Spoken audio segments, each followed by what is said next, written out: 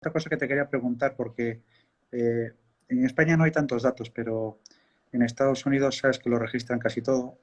Y entonces, solo 1 de cada 5 personas hace el ejercicio físico recomendado. O sea, es una pasada, ¿eh?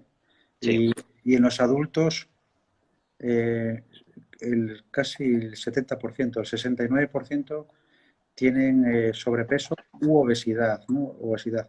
Entonces, hace unas recomendaciones de un ejercicio físico mínimo semanal. Entonces, yo te quería preguntar, en el mundo del CrossFit, ¿qué es lo que recomendarías tú semanalmente? O sea, decir, oye, yo voy a hacer CrossFit, pues ¿cuántas veces a la semana debería hacerlo? ¿Cómo lo ves? Para una persona que inicia, estamos hablando, ¿no? Pues para una persona que inicia también entra un poco en la programación, Mm, ¿vale? La programación que se lleva en un gimnasio. Yo diría que para empezar, quizás a lo mejor empezar con 3 días, ¿vale? Si es una persona que viene sin hacer deporte, 3 días de cuánto, o sea, cada día, ¿qué tiempo le dedicarías? O sea, una clase, por ¿cuánto? ejemplo, las clases, son las clases que doy yo, ¿vale? En una hora siempre la divido, siempre empezamos con movilidad articular, ¿vale? Luego pasamos a un calentamiento específico de lo que vayamos a dar previamente en el entreno, en esa parte de fuerza, en esa parte de técnica, ¿vale? Luego siempre tenemos el entreno y luego siempre tenemos una parte en la que se lo dedicamos al estiramiento. ¿Vale? Entonces, lo que yo más o menos, por ejemplo, a una persona que me venga, yo recomiendo que aproximadamente, si viene sin hacer deporte, pues que haga lunes, martes y viernes, ¿vale? Para que siempre deje un pequeño día de recuperación, Mm. ¿vale? Y porque si es una persona más que no ha venido, pues empezar pues, ya no CrossFit, en cualquier deporte, pues Y, de- posiblemente al día siguiente ni se pueda mover. y después, una vez que ya estás iniciado y que ya lo sabes hacer y que vas asiduamente, ¿tú recomendarías intercalar con otras modalidades? Ahí, yo tengo la consulta de gente que pues un día va a hacer CrossFit, otro día hace pilates o hace yoga o hace... ¿A ti eso qué te parece? Sí, pues mira, yo por ejemplo, CrossFit, yo lo recomiendo dar que se combine mucho con yoga y con pilates, ¿vale? Ya que yoga y pilates pues mejora mucho la postura, el equilibrio, la flexibilidad. Nos enseñan a controlar esa respiración que es muy importante bueno, en cualquier deporte y sobre todo en CrossFit. La concentración y muy importante también la prevención de lesiones, que luego nos toca ir Sí, sí. a los traumatólogos. Mm. Y bueno, ya en Pilates además hay muchos ejercicios que luego puedes aplicar de forma externa, pues sea en casa, sea antes o después de un entreno.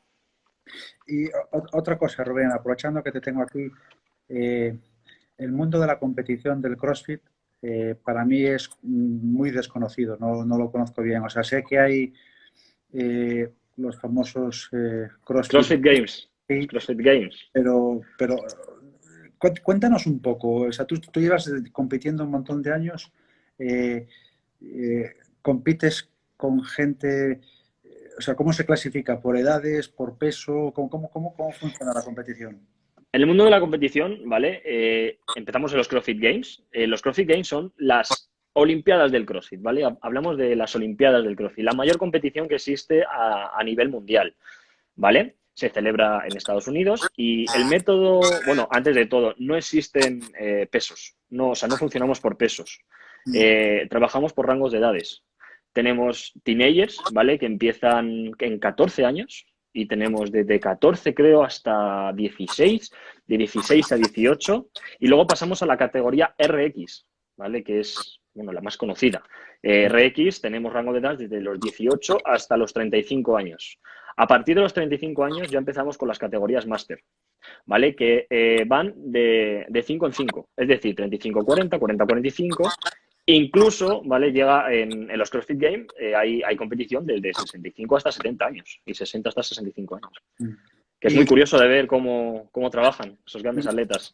y existe como un tipo ideal de, o sea, si tú dices, oye, la persona, el competidor bueno de CrossFit tiene esta forma de cuerpo, este morfotipo, esta altura, es decir, así como en otros deportes lo tienes claro, ¿sabes? El jugador... eh, Sí, Sí, bueno, como por ejemplo, si hablamos del básquet, ¿vale? De la NBA, pues Mano, tenemos, que claro, es exactamente, el prototipo es una persona delgada y alta. En CrossFit no hay un prototipo como tal. Sí es verdad que, por ejemplo, una persona pequeña, ¿vale? Una persona que sea bajita y no de un peso muy elevado, va a tener mucha más agilidad y se va a mover mejor que una persona que quizá pese 100 kilos y mida 1,90, ¿vale? ¿Qué pasa? También tiene sus beneficios, pesar mucho y ser alto, para el peso, ¿vale? claro. Claro, y para el peso, para ejercicios como puede ser uno de los ejercicios que tenemos es un wall ball, ¿vale? Que es una sentadilla profunda con un balón medicinal y se lanza a la pared y volvemos a la sentadilla. El rango de recorrido que tiene una persona alta no es Mm, lo mismo al rango que tiene una persona bajita. ¿Qué pasa? La bajita, el rango de recorrido de sentadilla es más corta. claro. Entonces, prototipo como tal no hay. Y Pero sí es verdad que, tiene, o sea, que una persona alta tiene sus beneficios, o sea, tiene sus pros y tiene sus contras. Y una persona alta, pues tiene sus beneficios y tiene sus... sabes que en Estados Unidos hay, o sea, una forma de anunciarse los competidores de CrossFit es como que son la gente más en forma del mundo o el atleta más en forma del mundo, de fittest man on earth, ¿no? Que De dicen. fit es honor, sí. Y Sí. entonces, ah, se creó mucha controversia y de hecho si te metes hay muchos chats y tal en los que te dicen que no, que si comparas un profesional del CrossFit con, no Con un sé, atleta, por ejemplo, de la NFL. NFL, sí, o sea, la comparación siempre es con la NFL, Te porque voy a decir mi opinión, pero quiero que como traumatólogo me diga la suya, vale, ¿vale? Mi opinión es que no existe una persona más en forma, o sea, es decir, una persona de CrossFit no es la que más en forma está, bajo mi punto de vista. Sí es verdad que en CrossFit se trabajan muchos ámbitos deportivos, ¿vale? Sin ir más lejos, en el 2019, el año pasado, en Estados Unidos, en California, se celebró, o sea, se celebró una competición en la que se hizo un biatlón. Entonces, lo bueno que tiene CrossFit es que trabajamos muchos puntos. Pero una persona, o sea, quizás a lo mejor una persona de CrossFit que se meta a hacer un partido de la NFL, a lo mejor no la aguanta. Entonces, para mí, bajo mi punto de vista, una persona que está en forma debe manejar todo. O sea, es decir, que si se mete a hacer un partido de la NFL, que sea capaz de aguantar pues bueno, todo el trabajo que tiene esa gente. Entonces, ¿es la persona más en forma una persona de CrossFit? No. ¿En el ámbito de CrossFit? Sí. claro. Sí. Yo Ahora, de los deportistas con los que he tenido ocasión de tratar, eh, o sea, a mí los que más me llaman la atención con diferencia son los jugadores de fútbol americano, porque te encuentras a una persona, o sea, que te corre los 100 metros en 10 segundos. es una locura. Sí, sí, o sea, hay varios jugadores en la NFL que tienen mejor tiempo en los 100 metros que Bruno Hortelano, un récord de España. O sea, y no es su deporte, o sea, es tremendo. Es una barbaridad, sí. Y después son gente muy fuerte. En Estados Unidos hay una cosa que se llama el Scouting Combine, que se lleva haciendo desde hace muchos años. Entonces, todos los jugadores que son universitarios y que quieren dar el salto al mundo profesional de la NFL, pues el mismo fin de semana se reúnen en, en una ciudad concreta cada año y van todos los médicos a hacerles pruebas. Entonces les hacen pruebas médicas, pues de estabilidad de la rodilla, del hombro y tal, pero también hacen pruebas Físicas, de ¿no? físicas. ¿Sí? Entonces, algunas, solo por darte un ejemplo, mira, hay una que es las 40 yardas, que es como un sprint. Y o sea, hubo mucha polémica porque de hecho, hubo un corredor, un jugador de fútbol americano que decía que era más rápido unas 40 yardas que Usain Bolt. Y se creó mucha polémica y tal, y se demostró que no. Porque, claro, la aceleración es una cosa y en 40 metros, en 40 yardas sí que eran muy rápidos, pero estaban muy cerca de Usain, ¿eh? Y Muy cerca estuvo. muy cerca, en 40 yardas, no en 100 metros, en 40 yardas. Y después en salto vertical, pues saltan más que los de básquet. O sea, la persona el salto vertical más alto de baloncesto registrado es de Michael Jordan, como no podía ser de otra forma, y es igual que el salto vertical más alto de la NFL. Y después otra prueba que se hace, que también es que, la verdad es que es como un mercado, entiéndeme, sin decirlo peyorativo, es un poco como un mercado de ganado. O sea, van pasando los atletas y haciendo pruebas y tal, y los van seleccionando.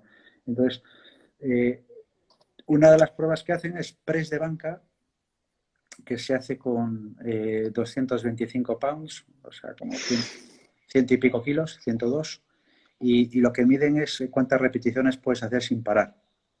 Y, y el récord son 51. O sea, son 51 repeticiones con 102 kilos. O sea, que Qué barbaridad. O sea, estamos hablando de gente muy fuerte.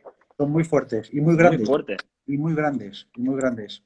Yo cuando estuve allí tuve un paciente que se llamaba Orlando Brown, que el pobre ha fallecido ya. Su hijo también es profesional de la NFL y Orlando se lesionó el codo, tuvo una lesión de un ligamento del codo y entonces le tuvimos que hacer una codera a medida para que inmovilizase el codo. Y entonces me dieron a mí la codera para que se la llevase al training camp y su codera me quedaba a mí holgada en la rodilla.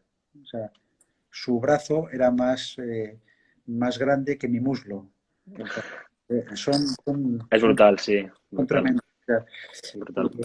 y bueno, si yo, para mí, o sea, eran los deportistas que más en forma yo he conocido. Eh, combinando velocidad con fuerza, con resistencia. Es verdad que después ves otros deportes donde también te encuentras gente con una forma física tremenda, el ciclismo, por ejemplo. Pero el ciclismo tengo una anécdota y con esto no te quiero aburrir. No, no, no, para nada, Manuel. Hace años se cayó Alberto Contador en el Tour de Francia y tuvo una fractura en la rodilla y entonces yo le dije, te tienes que pinchar heparina, que para no hacer un trombo te tienes que pinchar heparina. Y él me preguntó, oye, ¿y cómo se hace eso? Y yo le dije, vale, esto es muy fácil. Tienes que hacer un pliegue de grasa en el ombligo y pinchas ahí. Y me dice, no tengo. Y yo digo, ¿cómo que no tienes? Y Porcentaje de grasa que lo tendrá muy bajo. no tenía nada de grasa alrededor del ombligo. Era piel y abdominales. O sea, se lo tenía que pinchar en el muslo, porque en el ombligo no tenía nada de grasa. Que es, bueno, eso es, le pillas en pleno Tour de Francia, máximo rendimiento, máxima competición. Pero bueno, eso es una... Es que, Y una pregunta que le quería hacer, cuando, por ejemplo, ya hablando de, por ejemplo, de Alberto Contador o deportistas de élite que hayas tratado,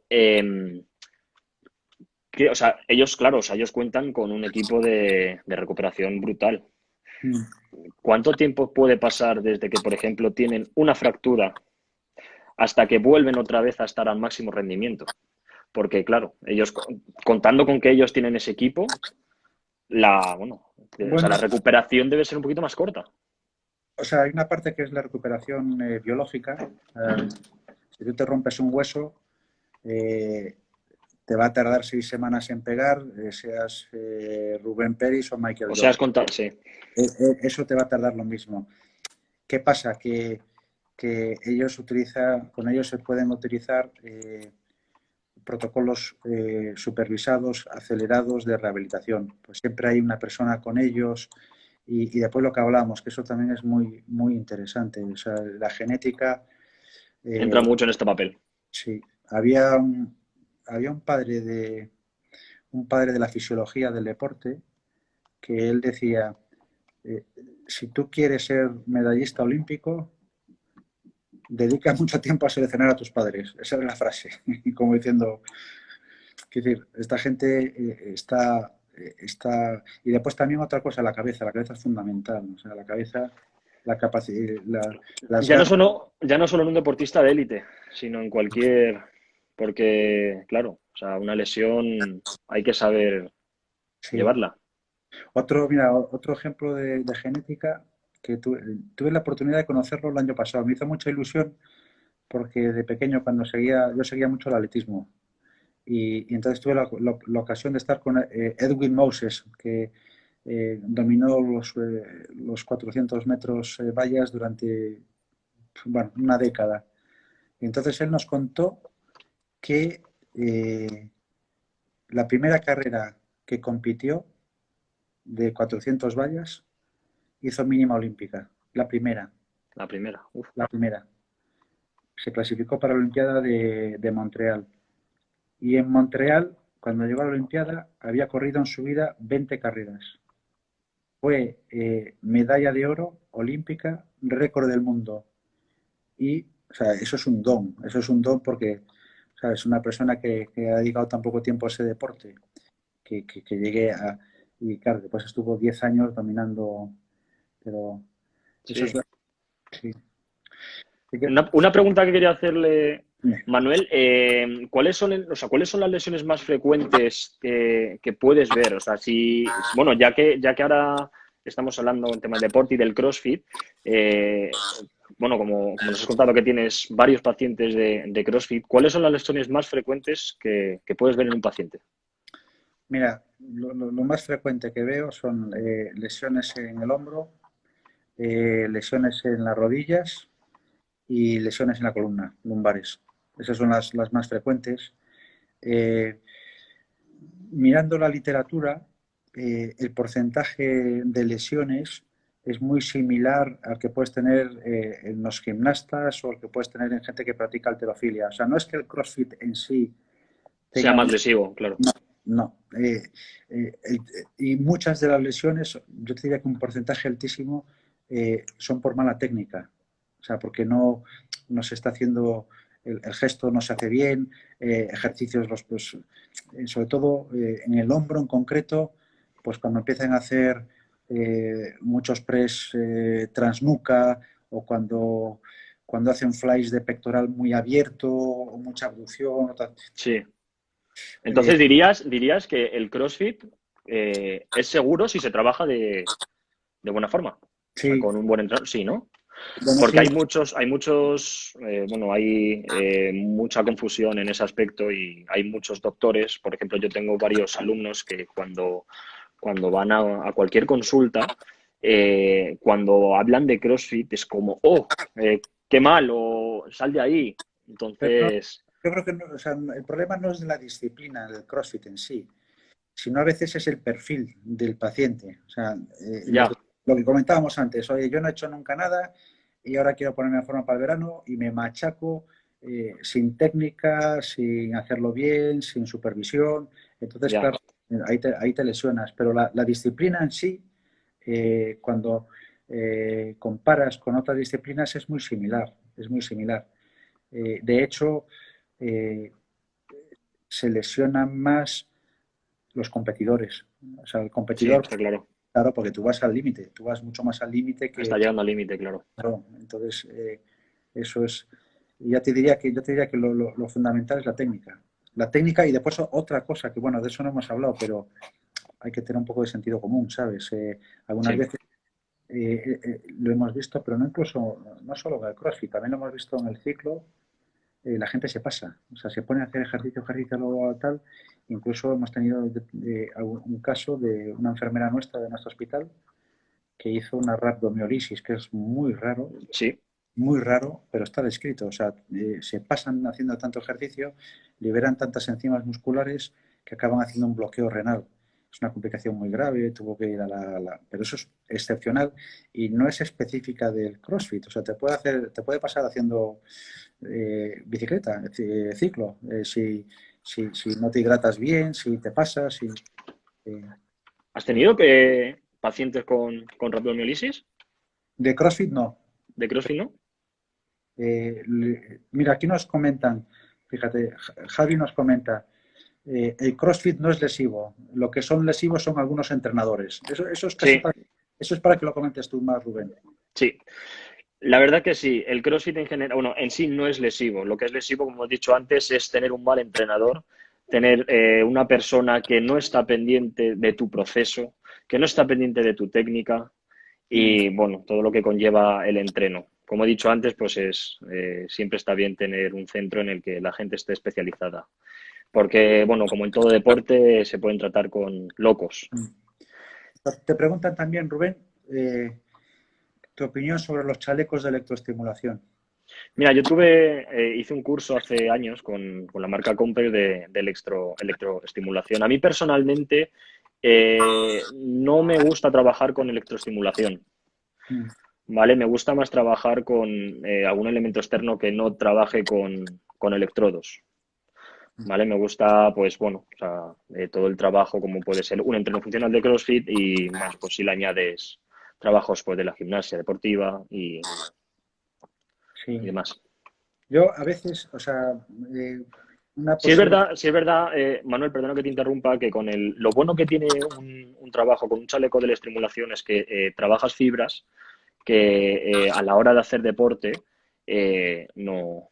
O sea, a la hora de hacer, por ejemplo, CrossFit o cualquier o sea, deporte, como por ejemplo una sentadilla, cuando se trabaja una sentadilla, por ejemplo, con un electrodo, tú estás trabajando fibras, o sea, reclutas fibras que no trabajas a la hora de hacer una sentadilla, como puede ser con una barra o, Mm. o una simple sentadilla air squat.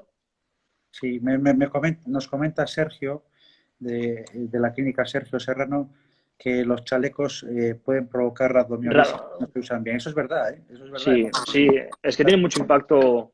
Sí, es Y fundamental. además es que lo que tienen o sea, los chalecos es que queremos, o que quieren trabajar de una forma más rápida. Es decir, yo, por ejemplo, alumnos o sea, que he tenido, que han trabajado con chaleco, el perfil del alumno es un alumno que quiere llegar a un punto, o sea, es decir, quiere llegar a un físico de una forma más rápida.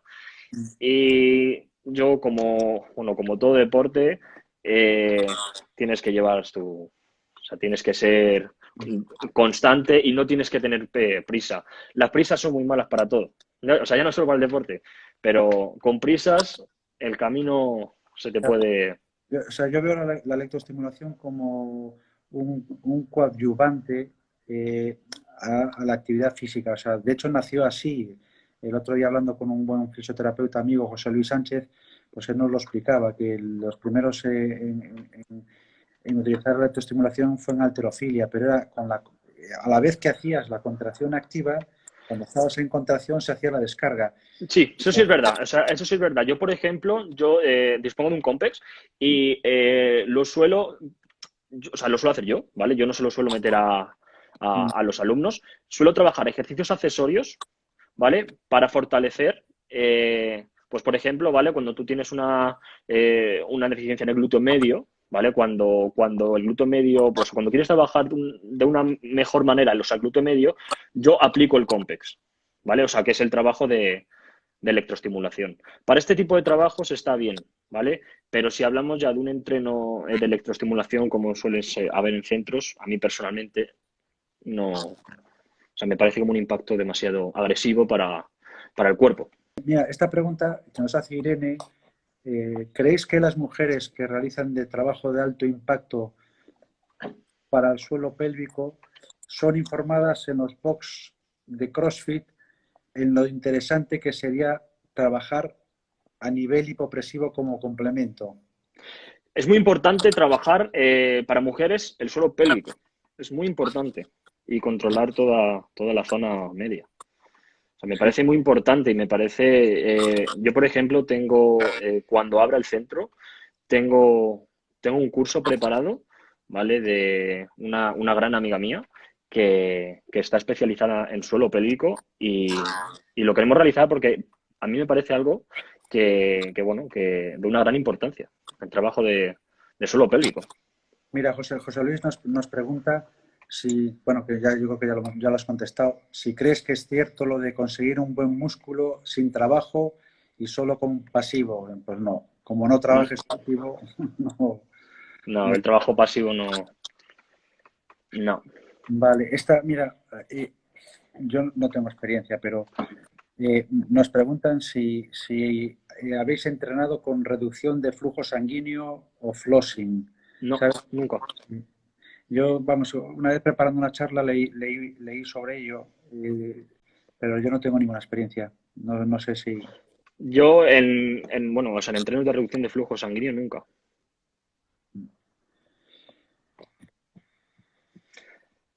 Hay una pregunta que le quería hacer Manuel en torno, como estamos hablando sobre las lesiones, ¿vale? Ya que hemos estado hablando sobre lesiones de hombro y... Mira, una pregunta muy importante que han hecho. Complemento del CrossFit para los triatlones, ¿vale?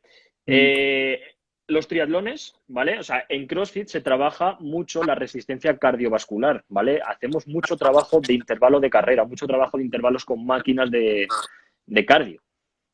Entonces, es muy buen complemento, o sea, es muy buen complemento para un trabajo de triatlón, bajo mi punto de vista. Si es verdad que si te quieres dedicar a un triatlón, quizás a lo mejor el CrossFit, ¿vale? El combinar CrossFit con un triatlón, es que es un poco dependiendo del atleta que quiera dedicarse a ello. ¿Vale? Pero yo por ejemplo, la resistencia que ganas en el CrossFit Te ayuda. sí, muchísimo, muchísimo. Muchísimo. Lo único que un poco que te contrarresta es que en CrossFit, como hemos comentado antes, ganas mucha masa muscular. Entonces, cuando estamos hablando de un triatlón, pues tienes que correr, tienes que nadar y tienes que hacer bici. Entonces, con lo cual, una persona grande puede lastrarle un poquito, pero Me pregunta Sebastián, 3 lesiones musculoesqueléticas complejas. No sé, o sea, es verdad que vemos lesiones del CrossFit, pero vemos pocas que acaban en cirugía. O sea, de hecho, esto lo he revisado y en la literatura 7 de cada 100 lesiones del CrossFit pueden acabar necesitando cirugía. Cirugías que hemos hecho, roturas del pectoral, rotura del bíceps braquial en el codo y, y después vemos mucho dolor de rodilla, pero no quirúrgico, por sobrecarga de la femoropatelar, eso vemos. Y después también el manguito de los rotadores, sobre todo sí. cuando hacen ejercicios por detrás de la cabeza, porque cuando potencias el brazo, los hombros, perdona, es muy importante respetar el plano de la escápula. Si te sales de plano y te vas por detrás, es más fácil que te lesiones, ¿no? Es más fácil que te lesiones. Quería preguntarte, ya que estamos ahora con el tema de lesiones, cuando tenemos una lesión en la rodilla, ¿qué protocolos debemos respetar? Por ejemplo, si a una persona empieza con dolores, ¿qué es mejor? ¿Parar? ¿Empezar con una pequeña rehabilitación o trabajos accesorios? O, bueno, que nos comentases un poco.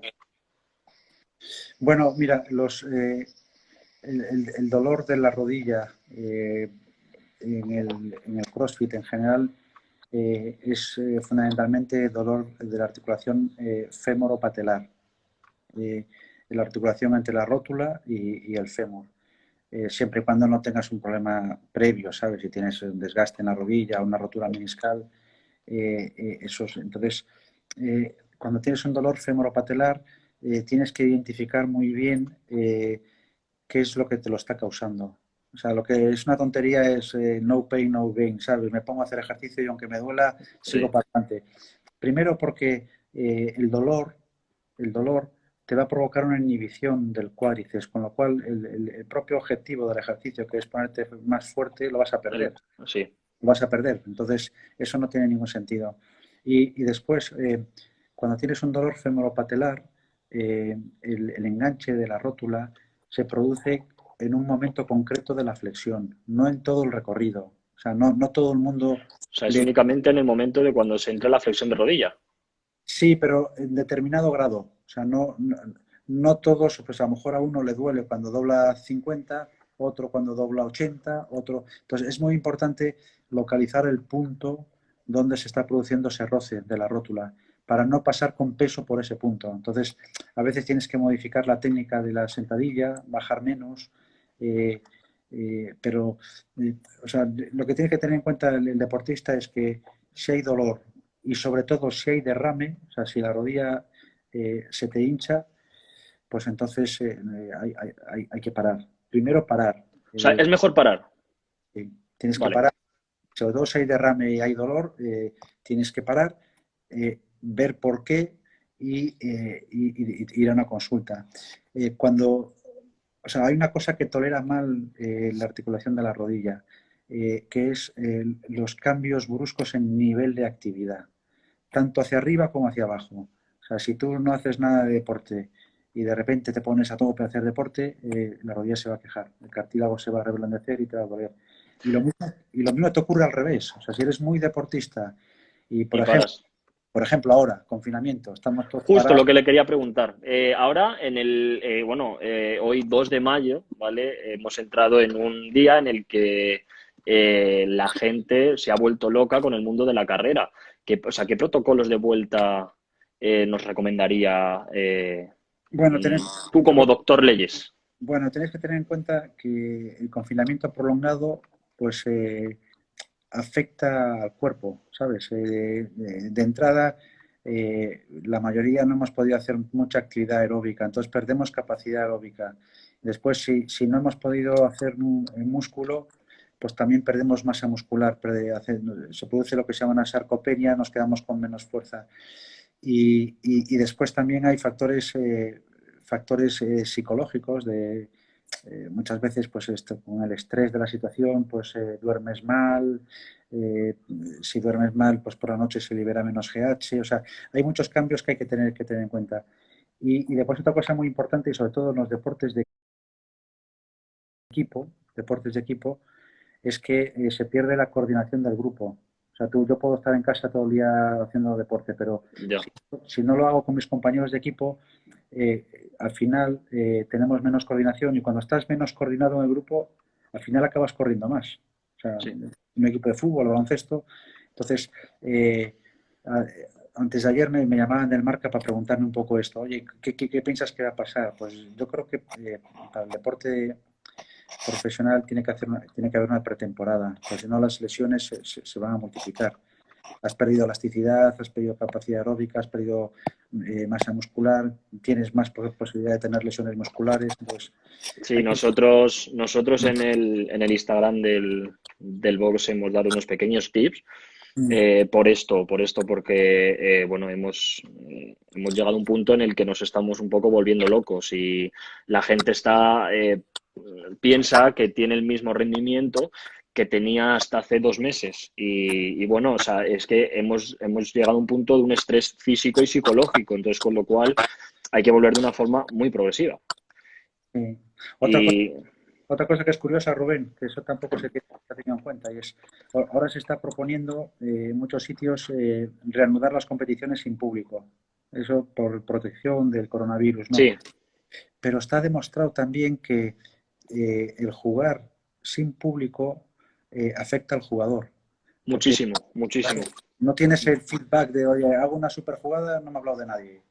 Muchísimo, porque en CrossFit, pues por ejemplo, en las competiciones de CrossFit, cuando competimos, el hecho de tener público es como que te hace crecerte más, te hace, o sea, subirte más, o sea, subirte más arriba. Por ejemplo, ahora los CrossFit Games se van a celebrar sin público. Entonces, claro, la gente, por ejemplo, los grandes atletas de España que se han clasificado, es un poco duro, porque si ya de por sí es duro clasificarte a esa competición, ir sin público es más duro aún. Más duro aún. Entonces entra mucho el factor de la motivación. O sea, nos preguntan, otra pregunta es, aparte de la mala técnica, si influye la genética, como en este caso nos comenta una hiperlaxitud en tener más lesiones. Pues eso sí, es verdad. O sea, la gente hiperlaxa son muy buenos para algunos deportes como la natación, pero generalmente son gente que es un poquito más lenta, no son tan explosivos, ¿no? Y después les cuesta más centrar sobre todo en el hombro, pues La carga. centrar la cabeza del húmero en frente de la copa. Tiene un movimiento, entonces, si haces ejercicios, pues, no sé, pectoral muy abierto, pues el hombro se suele subluxar hacia adelante y empiezan a tener lesiones del labrum. Entonces, sí que es verdad, pero el hiperlaxo necesariamente tiene que potenciar, porque si no potencia, dejas la articulación Te completamente. refieres a potenciar mucho, mucho, mucho la musculatura. Sí, estabilizadores. Sí, Estabilizadores en la rodilla para que no se le salga la rótula, en el hombro para que el hombro no esté bien centrado en la glena. Pero sí que es verdad que el hiperlaxo pues, tiene más frecuencia de algunas lesiones, ¿no? Y sobre la lesión, sobre una lesión lumbar, cuando entramos en protusiones, hernias, que es muy común, sobre todo en competidores de CrossFit. Sí. Bueno, o sea, quiero que nos cuentes un poco acerca de esas dos, tanto como la protusión como la hernia. Bueno, o sea, un problema que hay tanto en el CrossFit como en la halterofilia, si tú al levantar el peso no lo llevas en el eje del cuerpo, sino que lo llevas hacia adelante por defecto en la técnica, pues tiendes a echar el vientre hacia adelante y aumentar la curva lumbar. Haces una hiperlordosis. Entonces, eso te provoca pues, más carga en la región lumbar. En la zona lumbar, sí. En la zona lumbar. Entonces, eso te genera una sobrecarga en la parte lumbar baja, con dolor facetario y incluso, pues si tienes el disco un poco dañado, puedes acabar teniendo una protusión o una hernia discal. Entonces, eh, es verdad que te interesa tener muy fuerte abdominales y espinales La para zona que del core, sí. para que esa zona esté bien sujeta, pero si lo haces mal te va a doler más. Te va a doler más. O sea, si llegamos a fortalecer, porque claro, una protusión y una hernia no, o sea, no tienen, o sea, digamos que no tiene una solución, ¿verdad? ¿El qué? Perdona, Rubén, no te he oído. Una protusión, o sea, una persona que tiene una protusión O sea, tiene una solución. O una protusión o hernia tiene solución porque no, ¿verdad? La protusión, la protusión y la hernia son como distintas fases de lo mismo. O sea, la protrusión es que el disco está empezando a salir hacia atrás, pero hay un ligamento que lo sujeta y no deja que salga. Y la hernia es ya cuando se ha roto ese ligamento y el disco sale, ¿no? Entonces, la protrusión, si no comprime el nervio, te va a dar solo dolor de espalda, no te va a dar dolor en la pierna. Si sale el nervio y ya comprime la raíz, pues entonces tendrás una ciática, ¿no? Si tienes solo dolor lumbar, pues muchas veces lo controlas con medidas conservadoras, con fisioterapia, con ejercicios del core, con higiene postural. Si ya tienes una hernia y la hernia te está comprimiendo la raíz y estás teniendo dolor en la pierna y sobre todo si empiezas a perder sensibilidad o perder fuerza, entonces cambia la historia y ya tienes pues muchas veces hay que operarlo para que el nervio se recupere, ¿no? Pero, o sea, el estar fuerte es fundamental. O sea, si tú tienes un buen core, menos probabilidades de tener dolor lumbar. Incluso si ya has tenido una hernia, después tienes que trabajar muchísimo el core La zona, sí, la zona del core. para compensar. Nos preguntan sobre, perdona, Rubén, nos preguntan Sí. sobre las rodilleras. Si tú recomiendas la rodillera para hacer ejercicios de CrossFit. Eso. Sí, cuando entramos en el mundo de la protección, tanto rodilleras como el cinturón, ¿vale? Yo recomiendo hacer el uso de rodilleras cuando trabajamos fuerzas máximas, ¿vale? A lo mismo que el cinturón. Una rodillera nos protege la rodilla, pero también tenemos que trabajarlo, o sea, tengo que trabajar una sentadilla, o sea, cuando hablamos o sea, de cargas más bajas, lo tengo que trabajar sin protección para fortalecer bien toda la parte, o sea, toda la zona del cuádriceps, trabajar bien el rango de movimiento de la rodilla. Y cuando se trabaja con un cinturón, ¿vale? Yo recomiendo, cuando tengo un trabajo de una carga muy elevada, ¿vale? Pues, o sea, normalmente el trabajo o sea, el uso de cinturón se suele trabajar en los pesos muertos, ¿vale? Entonces, cuando yo trabajo un peso muerto con una carga muy elevada, no lo llego a recomendar del todo, pero si una persona lo quiere, o sea, utilizar me parece perfecto, ¿vale? Pero también cuando yo trabajo un peso muerto, tengo que aprender a controlar esa fuerza en el abdomen. Tengo que aprender a llevar la espalda y no tener un estímulo que haga que me proteja. O sea, es decir, ¿qué pasa también? Que nos acostumbramos un poco a hacer el uso de esos elementos. ¿Son buenos? Sí. O sea, sí son buenos, pero tenemos que trabajarlo sin ningún elemento. Bueno, pues nos queda un minuto, Rubén. Entonces nos lo partimos a la mitad. Yo primero darte las gracias, ha sido un placer estar contigo hasta ahora. He aprendido mucho del CrossFit y me va a venir muy bien para la consulta. Una recomendación de médico, o sea, si ya tienes tu edad, no has hecho mucho ejercicio en tu vida y de repente te vas a poner a hacer ejercicio en serio, vale la pena que te vea un cardiólogo, un médico del deporte y que te haga alguna prueba Hacer un de chequeo, un chequeo. chequeo, un chequeo. Y te cedo los últimos 30 segundos, Rubén, para que nos... Sí, pues quería aprovechar estos últimos 30 segundos para, bueno, darle las gracias por haber estado esta hora con nosotros. Igual, yo he aprendido mogollón, ¿vale? De todo este mundo de o sea, de la traumatología deportiva, de sus anécdotas, joder, que la verdad que molan.